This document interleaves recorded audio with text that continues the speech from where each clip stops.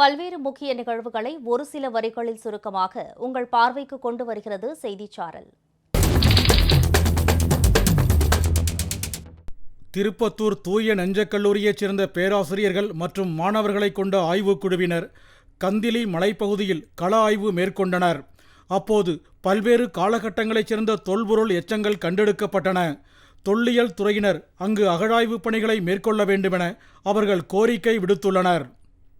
இந்த பகுதியை பற்றி ஆய்வு செய்யும் போது இந்த பகுதியில் பழைய கற்கால மனிதர்கள், புதிய கற்கால மனிதர்கள், சங்ககால மக்கள் என்று ஒரு நீண்ட நெடிய மனித நாகரிகம் இந்த பகுதியில் வாழ்ந்ததற்கான தடயங்கள் இங்கு மேற்பகுதியில் காணப்படக்கூடிய எச்சங்களை வைத்து நம்மால் அறிய முடிகிறது. நாங்கள் கொண்டு வரக்கூடிய இந்த ஆய்வு எச்சங்களை கருத்தில் கொண்டு முறையான கலாய்வுகளை இந்த பகுதியில் மேற்கொண்டு அகழாய்வுகளை செய்யும் போது இன்னும் பல அரிய உண்மைகள், தமிழர்களுடைய பழங்கால வரலாற்று பெருமைகள் எல்லாம் வெளிக்கொண்டு வருவதற்கு இந்த பகுதி ஒரு சான்றாக அமையும் என்பதால் விரைந்து இந்த பகுதியில் தொல்லியல் துறையினர் ஆய்வினை மேற்கொள்ள வேண்டும் என்பது எங்களுடைய கோரிக்கையாக இருக்கிறது. நாமக்கல் ஆஞ்சநேயர் கோவிலில் பாமக சட்டப்பேரவை உறுப்பினர் சௌமியா அன்புமணி குடும்பத்தினருடன் சென்று வழிபாடு செய்தார். அப்போது பசுமை தாயகம் சார்பில் பொதுமக்களுக்கு மரக்கன்றுகள் வழங்கப்பட்டன. இந்நிகழ்வின் போது மு. கார்த்தி உள்ளிட்ட பாமக நிர்வாகிகள் உடன் இருந்தனர்.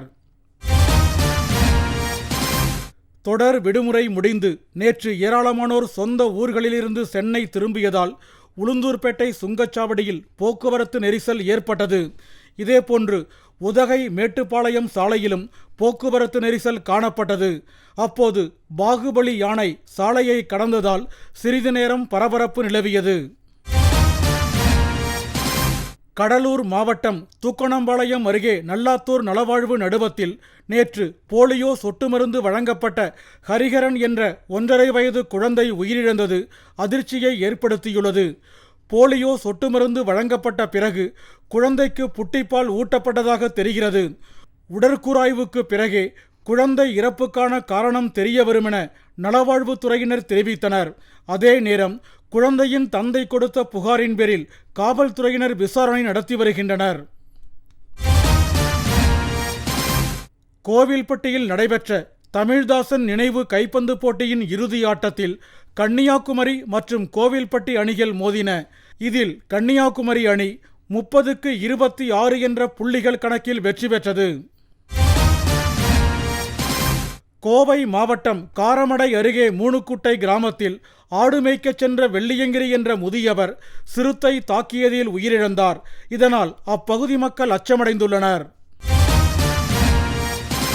கள்ளக்குறிச்சி அரசு மருத்துவக் கல்லூரி மருத்துவமனையில் அறுவை சிகிச்சை முடிந்து வந்த நோயாளியை வார்டுக்கு மாற்றுவதற்கு ஊழியர்கள் 500 ரூபாய் கையூட்டு வாங்கும் காணொளி அதிர்ச்சியை ஏற்படுத்தியுள்ளது.